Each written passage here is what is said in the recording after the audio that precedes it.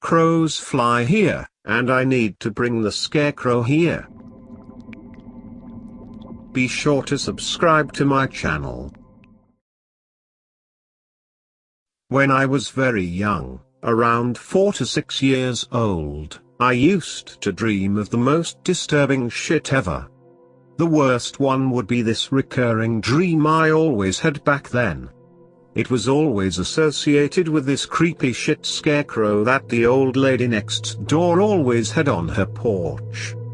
It would sit on a rocking chair all the time, looking like it was always glaring outside at any passerby. I had no idea why she always had that stupid scarecrow out there. After all, we all lived in the city, for Pete's sake. It would be there all year, so it wasn't like some sort of Halloween decoration, although it would have been a good one. In the dream, everything would seem normal at first. The sun would be shining brightly, and everyone seemed happy. It would only take a dark turn when I walked by the neighbor's house. I would get this strong feeling of being watched, and every time I would turn around to see that scarecrow glare at me, then it would start to move. Seeing it move would startle me enough that I would run back into my house. I thought I would be safe back in my own house, but I wasn't. It was eerily quiet in the house, and I went looking for my parents and my older brother. I would find my mother in the bathtub, with her face distorted in a silent scream. Her eyes were craved out, blood running down like tears. In my parents' bedroom, my dad was cut up in a dozen pieces. Frightened, I ran to my big brother's room, but he was nowhere to be seen. I go to my bedroom because that's usually the place where I felt the safest at. The scarecrow is there, waiting for me with a bloody butcher knife. He grins at me, and maggots spill forth as he starts speaking. There is a foul smell, like decaying meat. Hello, pretty little girl. Let's play together. I really don't want to play with him at all, not after what he did to my whole family. I started running out of the house, towards my friend's home. The scarecrow is behind me, always following. My best friend Lisa lets me into the house, locking the door behind her. She asks me what is wrong, and I tell her what went on at my house. She became frightened too. So we go ask her parents to call the cops. Only, they're nowhere to be seen. It was as if they just literally disappeared into thin air. So we run to the house of our other best friend, Allison. Allison does the same thing Lisa did earlier.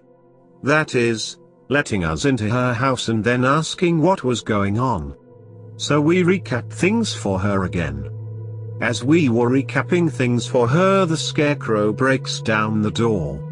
He sees all three of us together, and his decaying face suddenly had this creepy perverted smile. Oh, this must be my lucky day, 3 cute girls all together, waiting for me. That doesn't happen often. So all three of us run, and for some reason, we suddenly end up at school. We're running up the stairs to our classroom, but the scarecrow is on top of the stairs, waiting for us. It starts to dawn on me that it would be useless for me to run. He would always be there, no matter where I ran to. I would never be able to outrun him, but I figure my 2 best friends could outrun him and escape this nightmare. So I decided to become the sacrifice so that they might get away.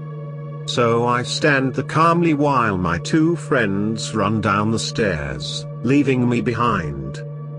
The scarecrow notices this behavior of mine, and his eerie grin widens. He raises the knife and then starts systematically cutting away my clothes, and also leaving small cuts on my body in the process. I always wake up at this point. The dreams finally stopped when the police showed up at my next door neighbor's house. I remember that day clearly. The sirens were all blaring, An entire neighborhood was outside watching the policeman put that scarecrow into a body bag. The old lady was arrested for some reason and put into the back of the police car. I didn't really know what was going on then. There is also another memory I recall, which probably took place weeks later or something. It was a memory of my mom talking with her neighborhood friends, gossiping about that old lady and the creepy scarecrow. Hey, you know that, Scarecrow? Her husband? Yeah? Did you find out why she did it? Well, apparently she found out that her husband, loved little girls a little too much. If you get my drift. Apparently, he was doing things with their daughter, and that's why their daughter committed suicide many years ago.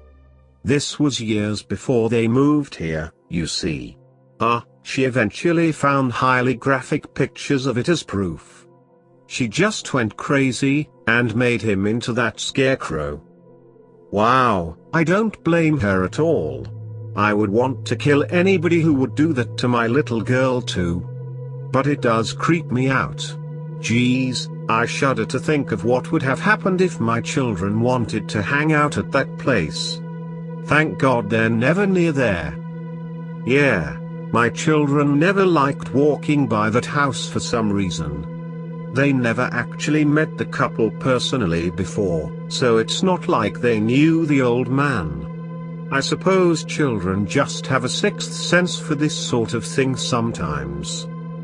That was the snippet of the conversation that stood out the most in my memory from the events back then. I didn't really understand what happened back then, as seeing I was too young to comprehend things like death, much less pedophilia. But looking back at that memory when you're now old enough to understand, well, it can be kind of chilling. I was glad the constant nightmares stopped, but I've developed a strong phobia of scarecrows ever since then.